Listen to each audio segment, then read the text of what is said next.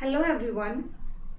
In the last video, hope you have got an idea of what is the concept of analysis of variance, what are the basic assumptions while applying the analysis of variance, what is F ratio or variance ratio, how we can apply the analysis of variance in one-way classification of data and two-way classification of data, etc. In this video, we are going to learn the application of one-way ANOVA. If there is one independent variable divided into various categories, we can apply one-way ANOVA.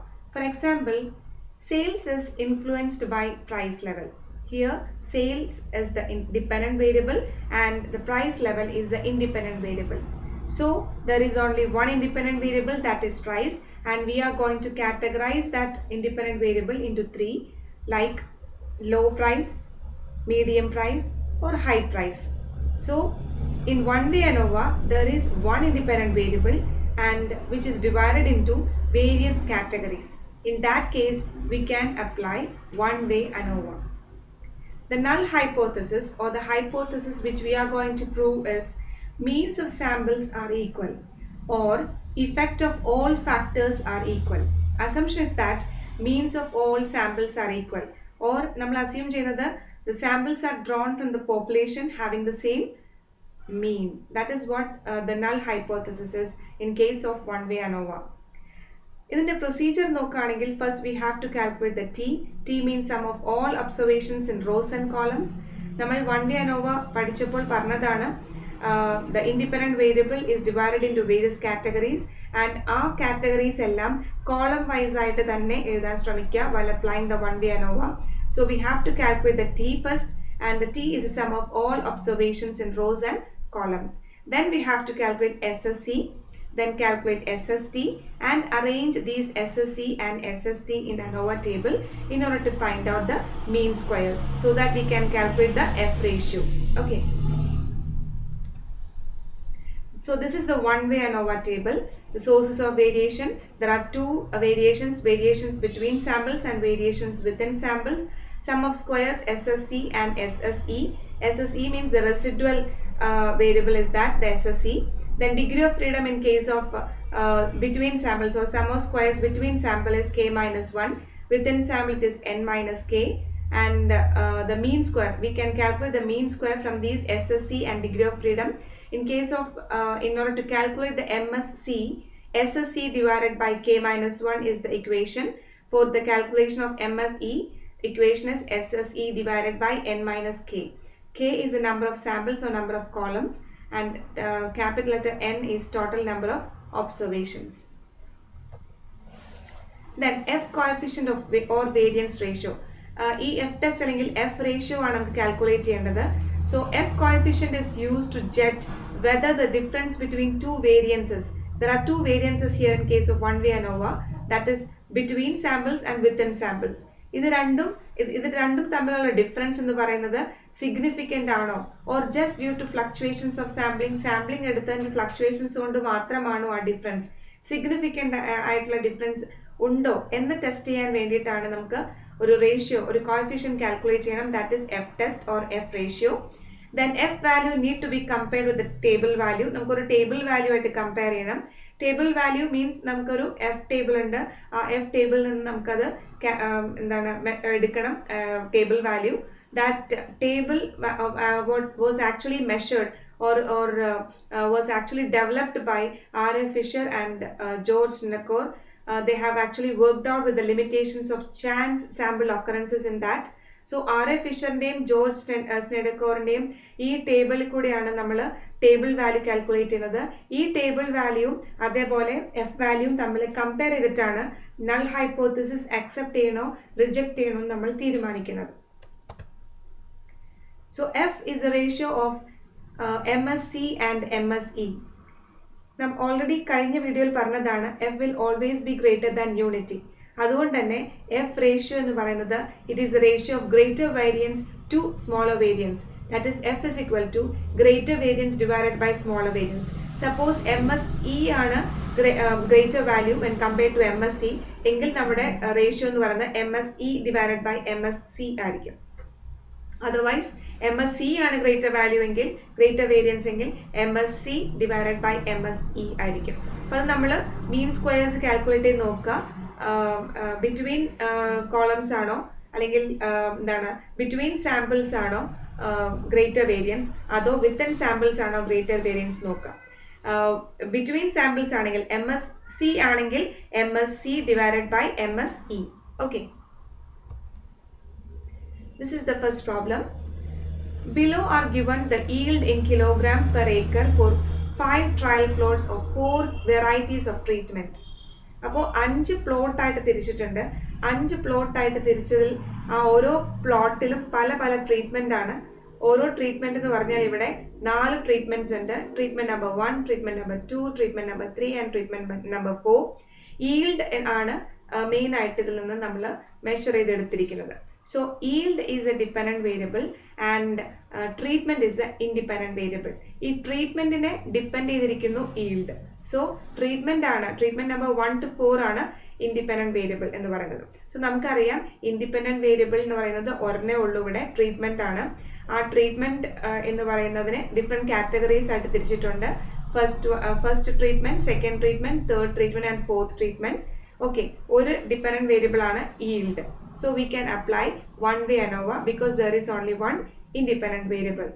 Okay, നമുക്ക് എങ്ങനെ അത് problem ചെയ്യാൻ നോക്കാം. എങ്ങനെ നമുക്ക് one way ANOVA-യിലൂടെ ഒരു കൺക്ലൂഷനിൽ എത്താൻ നോക്കാം. Here yield is a dependent variable, treatment is an independent variable which is categorized into 4, and thus there is only one independent variable. We can apply one way ANOVA. Solution. നമുക്ക് ആദ്യം T calculate ചെയ്യണം. T calculate ചെയ്യാൻ വേണ്ടി നമ്മൾ ആദ്യം തന്നെ ശ്രദ്ധിക്കേണ്ടത് one way ANOVA എല്ലാ ഇൻഡിപെൻഡന്റ് വേരിയബിൾസ്, അതായത് ഇൻഡിപെൻഡന്റ് വേരിയബിൾസിന്റെ കാറ്റഗറീസും കോളം ഹെഡിങ്സ് ആയിട്ട് തന്നെയാണോ എന്നും നമ്മൾ ശ്രദ്ധിക്കുക. ഇവിടെ കോളം ഹെഡിങ്സ് തന്നെയാണ്. ട്രീറ്റ്മെന്റ് നമ്പർ 1, 2, 3, 4 4 കോളംസ് ആണ്. 4 കോളം ഹെഡിങ് ആയിട്ട് തന്നെയാണ് വന്നിരിക്കുന്നത്.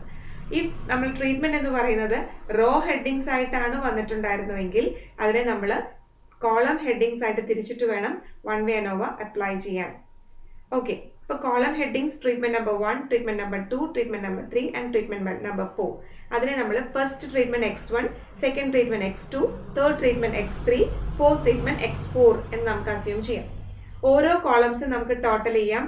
ഓരോ column first treatment total 240, second column 330, third column 330, fourth column 400 ആണ്. ഈ എല്ലാ ടോട്ടൽസും, ഈ 4 ടോട്ടൽസും കൂടെ സം ടോട്ടൽ ആണ് T എന്ന് പറയുന്നത്. ദാറ്റ് ഈസ് 1300 എന്ന് പറഞ്ഞാൽ നമുക്ക് കിട്ടിയിട്ടുള്ള എല്ലാ സാമ്പിൾസും, എത്ര സാമ്പിൾസ് ഉണ്ടത്? ഇവിടെ 5 പ്ലോട്ട് ഉണ്ട്, 4 ട്രീറ്റ്മെന്റ് ഉണ്ട്. സോ 20 ഒബ്സർവേഷൻസ് ഉണ്ട്. ടോട്ടൽ N എന്ന് പറഞ്ഞാൽ 20 ഒബ്സർവേഷൻസ് ആണ്. ആ 20 ഒബ്സർവേഷൻസിന്റെയും സം ടോട്ടൽ ആണ് T എന്ന് പറയുന്നത്. സോ എല്ലാ കോളംസും ടോട്ടൽ ചെയ്യുക. ആ ടോട്ടൽസിന്റെ എല്ലാം ടോട്ടൽ എടുക്കുക. That is 1300 is the T. നമുക്ക് കാൽക്കുലേറ്റ് ചെയ്യാം ആദ്യം തന്നെ T square divided by N. ഇത് കറക്ഷന് വേണ്ടിയിട്ടാണ് നമുക്ക് ഇത് കാൽക്കുലേറ്റ് ചെയ്യേണ്ടത്. T square divided by N, that is 1300 square divided by 20. എന്ന് പറഞ്ഞാൽ ടോട്ടൽ നമ്പർ ഓഫ് ഒബ്സർവേഷൻസ് ആണ്. എല്ലാ റോസിലെയും കോളംസിലെയും ടോട്ടൽ നമ്പർ ആണ് ശ്രദ്ധിക്കേണ്ടത്. ഇവിടെ 20 ഒബ്സർവേഷൻസ് ആണ്. സോ 1300 square divided by 20, 84,500 കിട്ടി. So 84,500 is T square divided by N. നമുക്ക് then കാൽക്കുലേറ്റ് ചെയ്യേണ്ടത് SSC ആണ്. SSC. Okay, so that is between samples. ഏതൊക്കെയാണ് സാമ്പിൾസ് ഇവിടെ? Sample number 1, treatment number 1, treatment number 2, treatment number 3 and treatment number 4. Okay, first കോളത്തിന്റെ total നമുക്കറിയാലോ 240 ആണ്. So SSC calculate ചെയ്യാനുള്ള equation is sigma x1 the whole square divided by 5 plus sigma x2 the whole square divided by 5 plus sigma x3 the whole square divided by 5 plus sigma x4 whole square divided by 5. divided by 5 വരാൻ കാരണം ഓരോ ട്രീറ്റ്മെന്റിലും, അതായത് first ട്രീറ്റ്മെന്റിൽ 5 observations ഉണ്ട്, second ട്രീറ്റ്മെന്റിൽ 5 observations ഉണ്ട്, third ട്രീറ്റ്മെന്റിൽ 5 observations ഉണ്ട്, ഫോർത്തിലും 5 observations ഉണ്ട്. അതായത് അവിടെ എത്ര ഒബ്സർവേഷൻസ് ഉണ്ടോ അതനുസരിച്ചാണ് എടുക്കേണ്ടത്. സോ സിഗ്മ x1 എന്ന് പറഞ്ഞാൽ ഫസ്റ്റ് കോളം ടോട്ടൽ ആണ് 240 square divided by 5 plus 330 square divided by 5 plus 330 square divided by 5 plus 400 square divided by 5 minus t square divided by n. നമ്മൾ already അത് calculate ചെയ്തിട്ടുണ്ട്. That is 84,500. So here we can calculate the SSC is equal to 2,580. So SSC ആയി. ഇനി we have to calculate the SST. SST എന്ന് പറഞ്ഞാൽ sum of all squares of all the observations minus t square divided by n. Sum of all squares of all observations. എല്ലാ observations ഇവിടെ 20 observations ഉണ്ട്. ആ 20 observationsനെ നമ്മൾ എന്ത് ചെയ്യണം? ആ 20 observationസും നമ്മൾ സ്ക്വയർ ചെയ്യുക. സോ നിങ്ങൾ SSTനെ കാൽക്കുലേറ്റ് ചെയ്യാൻ ഒരു ബോക്സ് വരയ്ക്കുക. ബോക്സിൽ 4 കോളംസ് ഉണ്ട്, അതായത് 4 സാമ്പിൾസ് ആണുള്ളത്. ഓരോ വാല്യൂസും നമ്മൾ സ്ക്വയർ ചെയ്ത് എടുക്കുക. ഫസ്റ്റ് നമുക്കുള്ള ഒബ്സർവേഷൻ എന്ന് പറയുന്നത് 42 ആണ്. 42ന്റെ സ്ക്വയർ, 50യുടെ സ്ക്വയർ, 62ന്റെ സ്ക്വയർ, 34 സ്ക്വയർ, 52 സ്ക്വയർ, അങ്ങനെ എല്ലാത്തിൻ്റെ സ്ക്വയേഴ്സ് ചെയ്തതാണ് ഈ ഒരു കോളം, ഈ ഒരു ബോക്സ് എന്ന് പറയുന്നത്. ഓരോ കോളംസും ദെൻ ടോട്ടൽ ചെയ്യുക. ആ ടോട്ടലുകളുടെ ടോട്ടൽ കാൽക്കുലേറ്റ് ചെയ്യുക. That is 88,736. First column total plus second column total plus third column total plus fourth column total, that is 88,736. Correction നമുക്കറിയാം 3 square divided by n വെച്ച് കറക്റ്റ് ചെയ്യണം. That is 84,500. നമ്മൾ already calculate ചെയ്ത് വെച്ചിട്ടുണ്ട്. So 88,736 minus 84,500.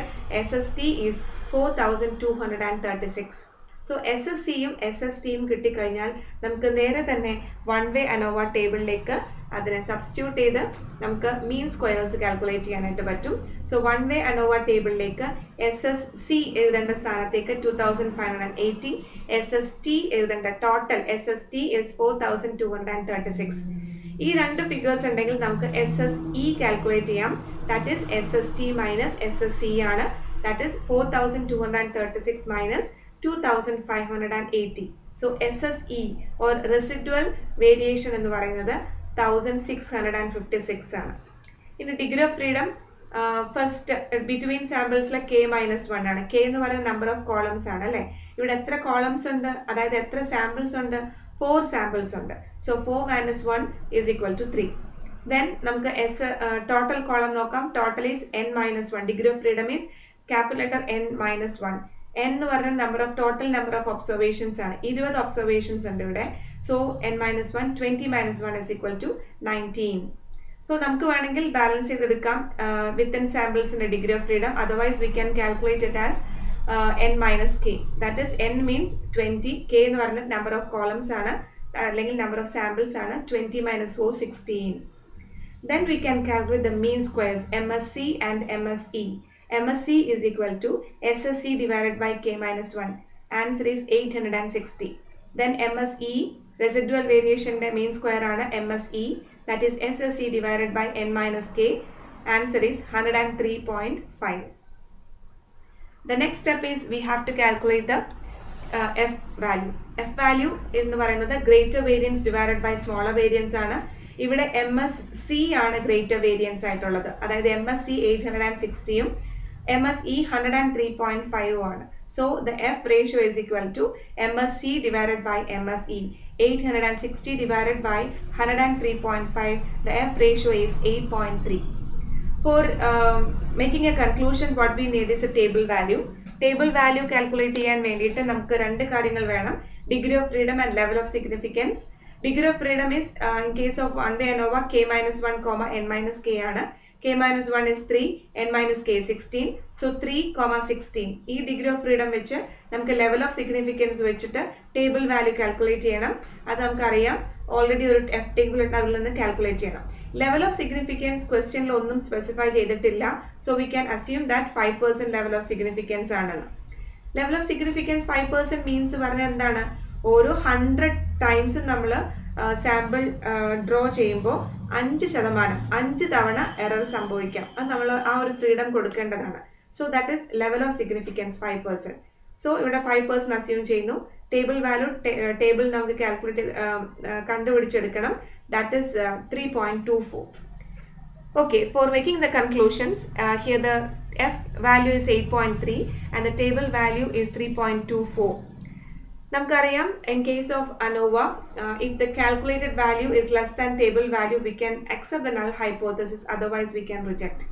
Here the F value is 8.3 and the table value is 3.24. That means the calculated value 8.3 is more than table value. Table value is only 3.24. So we are going to reject the null hypothesis and concluded that samples means are not equal.